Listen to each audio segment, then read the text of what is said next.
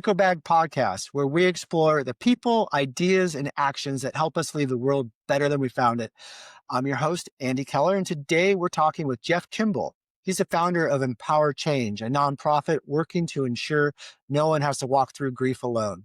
From sharing real stories to building programs like Real Men Grieve, Jeff is creating spaces for healing and connection. Jeff, welcome to the show. Andy, thank you so much. It's great to be here, and a real true honor with somebody with your reputation and your history as an innovator. It's an honor. Well, Jeff, so tell me, you've been doing this for a while. What got you started? Like, why did you decide to go in this direction? I think back to, I don't know if you were ever asked these questions in job interviews, but back, in the Stone Age when we were starting our careers, they would always say, so what do you want to be for 5 years from now?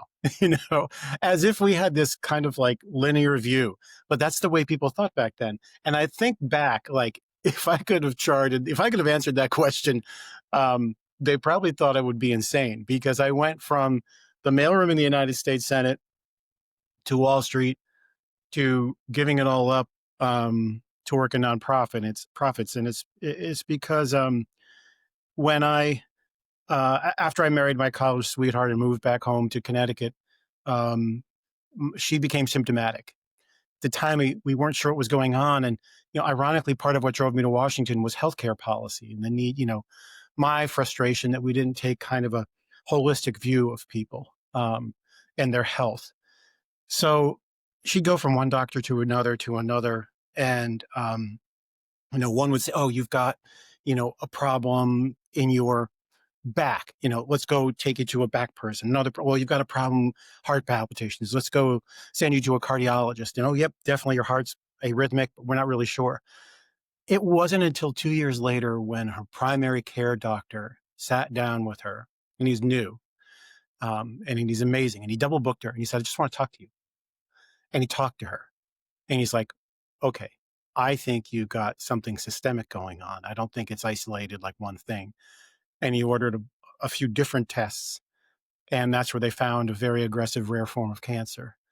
I had been through bouts with my mother having cancer as a small businesswoman, and my dad, and a bunch of health stuff. But this really floored us. And, at the time, she was pregnant with our youngest, and we had a 3-year-old. She ended up dying when my girls were 3 and 5 on my youngest's third birthday party. And in a handful of years, I experienced the death of my only grandparent. Sounds like a laundry list, right? My only grandparent, my best friend who died from a rare heart disease, my father, my wife, my mother, and then a year later, my 9-year-old niece died in an accident. And I was present for that. And they all shook me and transformed me, but that last one really shook me to the core. And I realized going through them, how little support there was for people. And it really wasn't just me, was my brother-in-law, my brother, everybody in the ecosystem, friends, family. There's therapy, but it's very hard to get access to therapy. And therapy, I did it for years. It's very helpful, but you don't grieve on schedule. So, that's kind of what drove me into this work. But it took a bit. When my wife died, I was determined that my kids wouldn't lose me. So I became a consultant so that I could have the flexibility to be present in their lives. Not understanding at the time that I was also taking a vow of poverty. 25% of people who are widowed declare bankruptcy. Wow, 25%. It's like 1 in 4. Because you don't understand how difficult it is to live in a one-income home. Many, ironically, I grew up in a single-family home with my mom, and many people do this. But, when you're widowed, all of a sudden you're thrust into it, and you've got a lot. In my case, we had a lot of bills. I just kind of looked at the lack of support was there consulting, and then finally, when my girls were old enough, like, I want to go back to work and I want to do something about this. And so I started working with kids who are critically ill and terminally ill with cancer, and then that took me into grief support, because the deeper I got, the realized kind of the root of a lot of the stuff was our lack of ability to even just deal with this as a basic issue.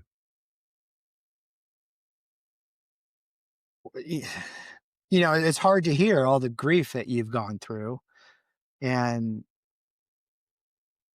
I It think might surprise you. It might that's surprise you, Andy, that I consider myself one of the most grateful people alive. Um, I already had my worst day, right? So I could either.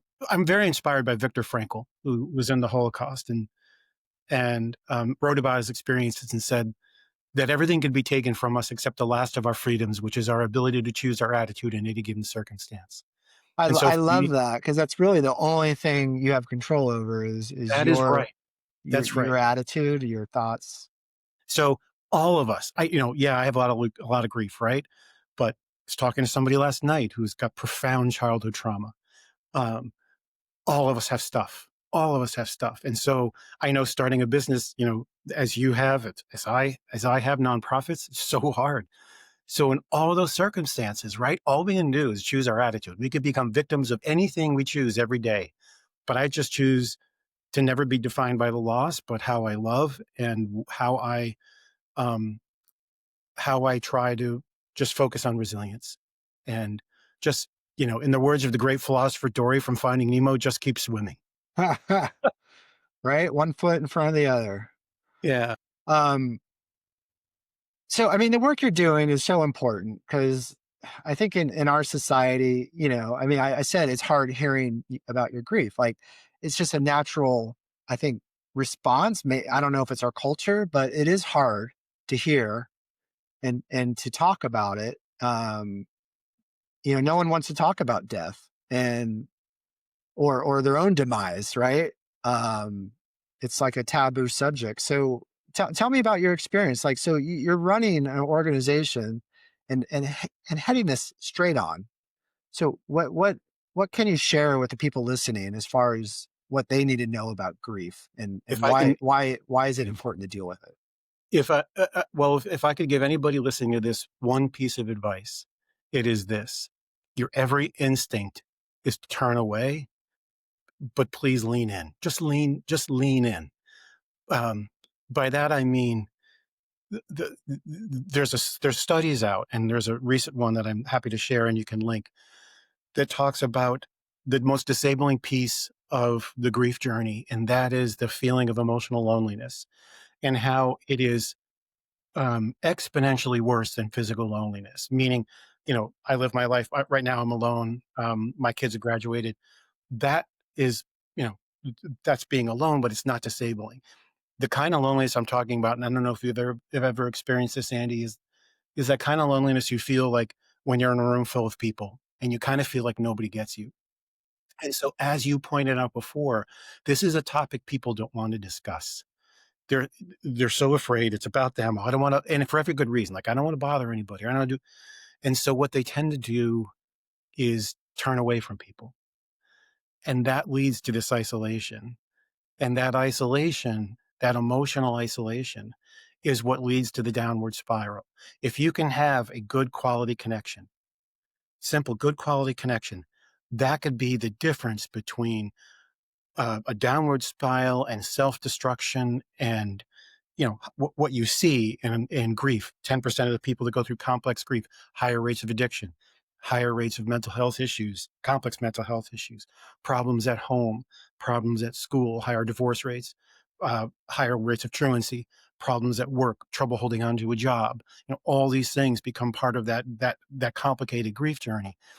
And if we can just, those who are social entrepreneurs out there, um, who like me believe in disruption, we don't need this massive change. And so my nonprofit is built on this principle, but it's the principle I really want to share with everybody. And that is, just take one step beyond yourself. Just take one little step beyond your comfort zone. And here's how it could be, right? It could be as simple as this. Somebody dies and you're wondering what you should do. Right. And everybody's like, oh, thoughts and prayers. And after the first wave, the thoughts and prayers and all that stuff that go away, and then you're alone. It's like, hey, how are you? I know you might not want to talk. I just want you to know I'm here. It is as simple as that. Or, I heard this great story about this kid, and the kids are so much more inspiring than us. I think he's in his teens, and he wrote to his friend after his friend's parent died and said, I'm just going to text you every morning at 9:30, and if you want to text me back, that's cool. And for like 2 weeks, he never returned the text. Then after that, he started returning the text, and they spoke every single morning. And that's the kind of thing that can make the difference in somebody's lives. And I mean, there's all this bigger stuff that's happening in grief that I could talk about, but really, Andy, it's as simple as, can we reach beyond our circumstances to reach into somebody else? And I have to tell you that no matter what pain you go through in life, we're all going to experience it. And sitting in that suffering unconditionally, without expectations, without a desire to change anything, it's the hardest thing we do as humans. But if you can do that, that's like the ultimate gift. And that's what I would wish for somebody. It's really that simple. Be, just be. Yeah, I mean, it's pretty powerful when you talk about a story like that, where it was just a simple action from a friend. And and yeah, everyone, when something tragic happens, everyone reaches out, you get the flowers and the cards, and then people move on, right? And it's that person, can you be the person that remembers someone grieving after. So what we do at our nonprofit is, if there is no person, and I'd want anybody out there to know, no matter what you're going through, we'll be that person for you. If you can't find that person, we'll find that person for you. That's the community that we're building.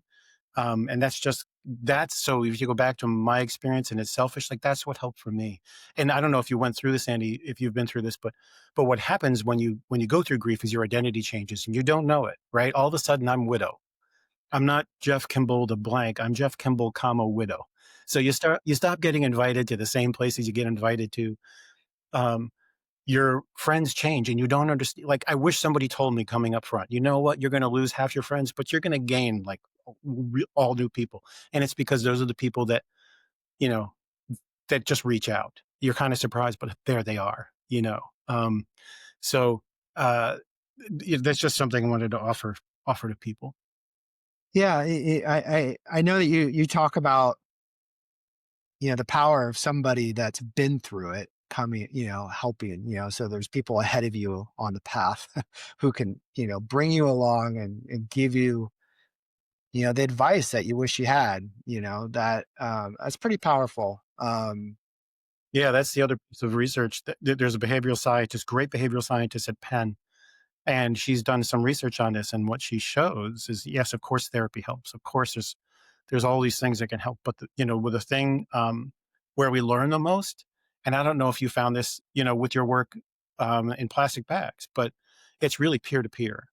When you find somebody you trust, right?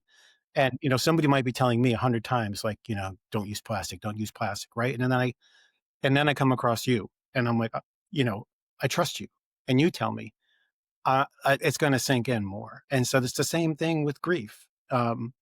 Is it when you can find somebody that you trust, that's been on the journey, they can be your Sherpa, your grief Sherpa, I love or that, your. grief Sherpa.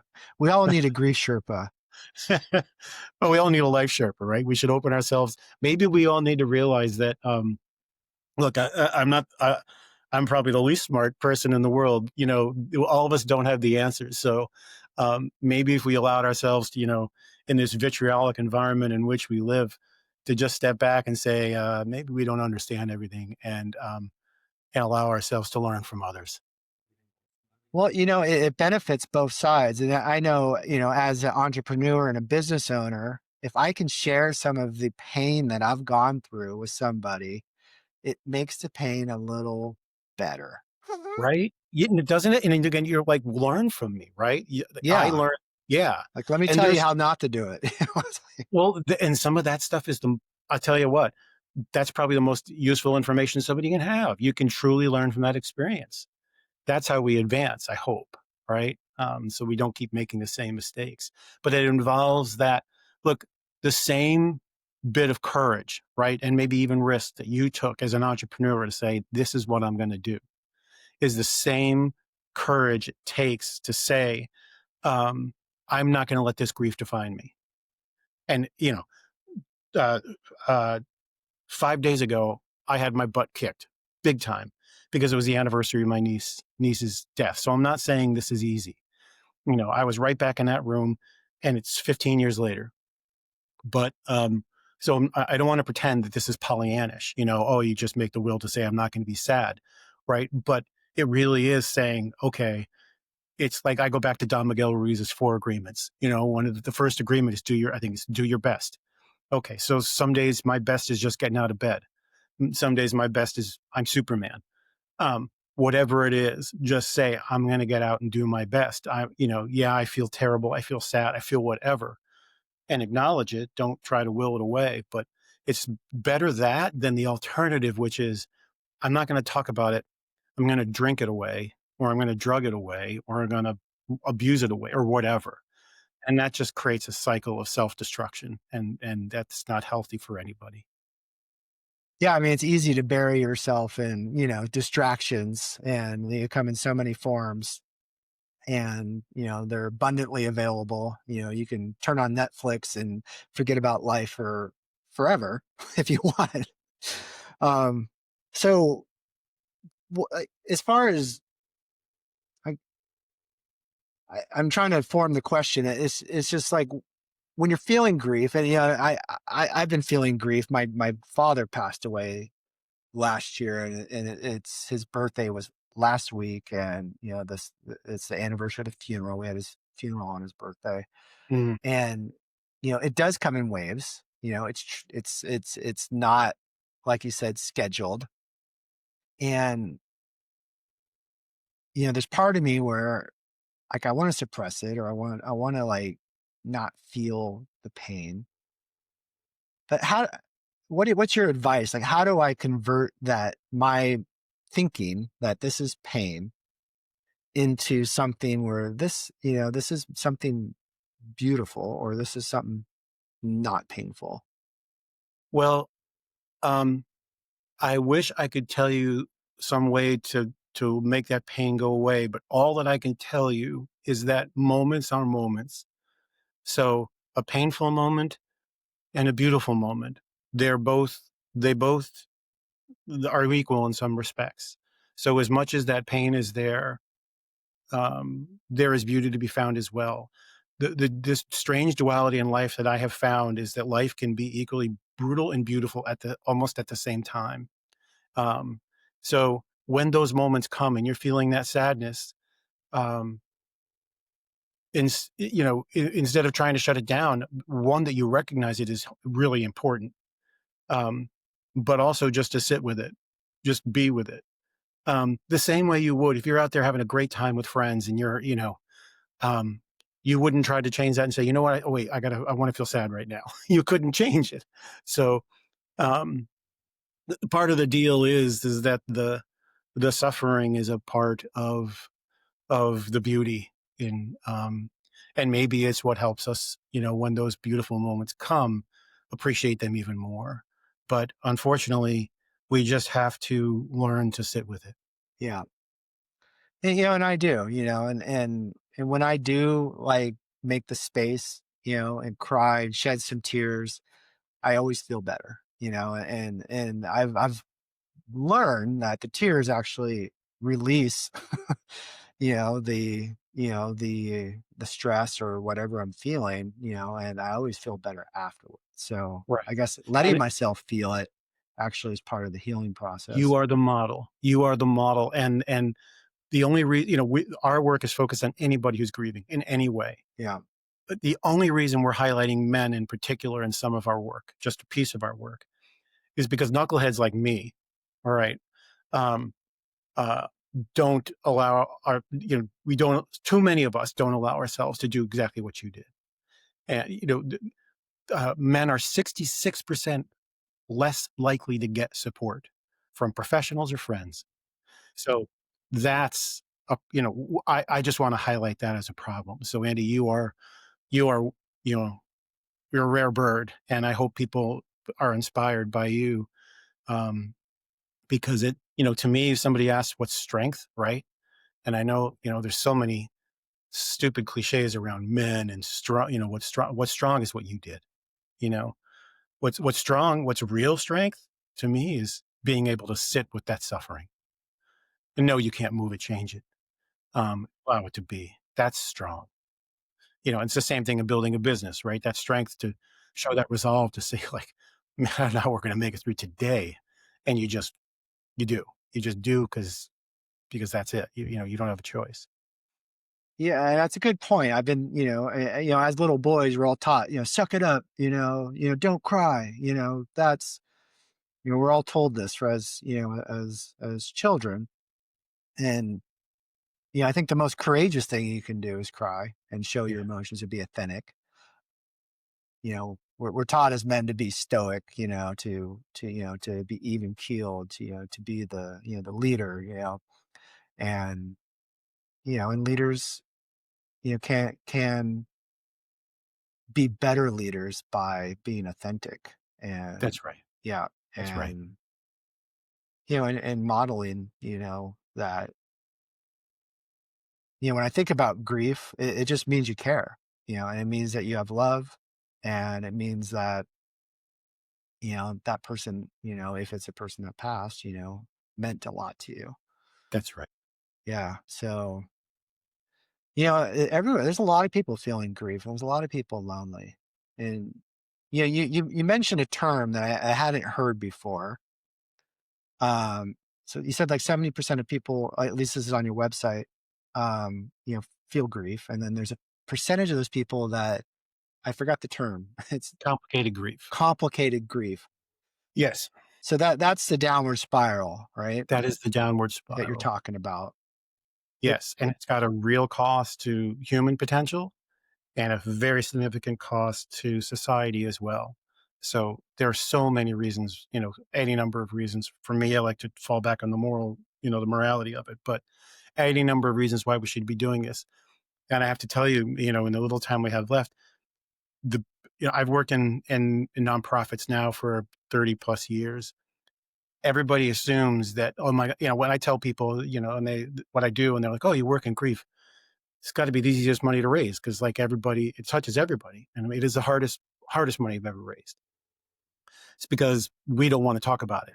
So imagine going in, to sit down with somebody, and I'm like, I want to talk to you about my nonprofit, and we happen to deal with the hardest things that people want to deal with that they don't want to talk about. But you know what? We're kind of like, you need us on the front lines, right? Um, so it is really difficult because we, as a society here in America, it's actually better in other countries, some other countries. As you said, as you referenced before, we don't like to talk openly about this or about difficult things, and that's too bad because I just firmly believe we could do better in every number of ways if we could just be more open and honest and authentic. yeah, I mean, that's interesting. In other cultures, they celebrate, like Day of the Dead and, things like that, where it's just very present. I lived in Japan for a year and they, once a year they go and wash the gravestones, their ancestors and loved ones. And, which brings you really present with them, you I know, was actually thinking, yes, they're very advanced there, yes, and in some of the Norwegian countries as well. Yeah. I'm 52 and it wasn't until I got into my 50s and I started looking around and going, there's a lot of people that I knew that I love that are no longer here that I actually have come to grips with them. We're not going to be here forever. We're all going to die. And ultimately, today could be my last day. And that's where I find it liberating, right? That's why when people are like, I can't believe you do what you do. I'm like, I'm the luckiest guy, man. Like, because when you accept that, boy, you really live. You're really present. So I don't sleepwalk through my life in any means. Um, not that it's the most spectacular thing. I mean, I spend most of my days living quietly on a farm, writing and painting, right? And just helping people who are grieving. But I'm present in it all. And I feel like I've been given that, a gift. Um, and that, I would wish that for everybody, right? If you can understand your own mortality, then maybe we could stop sleepwalking through life, and wake up a little bit, and learn about how we're connected to each other. Right? And Yeah. maybe through that we can, you know, understand that we're not just connected to each other, but connected to this planet, and we could find a way to, to bring each other some healing because we need a lot of that right now. Oh, we certainly do. Reminds me of that. I don't know who said this, but you know, um, the past is history, the future is a mystery. All we have is the present, or and that's it's called the present because it's a gift, right, or something like that. So yeah, being present, right? That's all we have is right now. And how much time do people spend thinking about the past, thinking about the future, or regretting the past, dreading the future, whatever it may be, and just missing the present moment, right? And I guess that gets back to your point of like feel the feelings and move through that.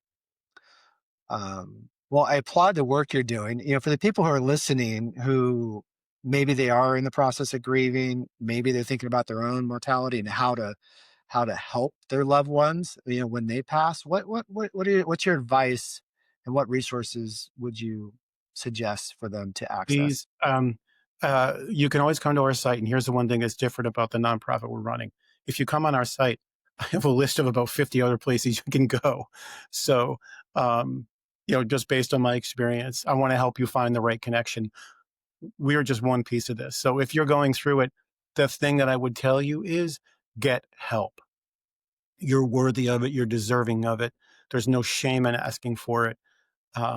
You're the expert in your life, but there's no reason why as you said before, Andy, when you were, thinking about all that you've been through and the people that you can mentor, the same holds true for grief or whatever trauma or whatever problem you're going through. So just please get that help. And for people listening, can you list out your domain name so people know exactly where to go? Sure. Just go to empowerchange.org. Be simple. Well, Jeff, thank you so much for sharing with us, and Pleasure. thanks again for the work you're doing. Okay. You too, Andy. Take care.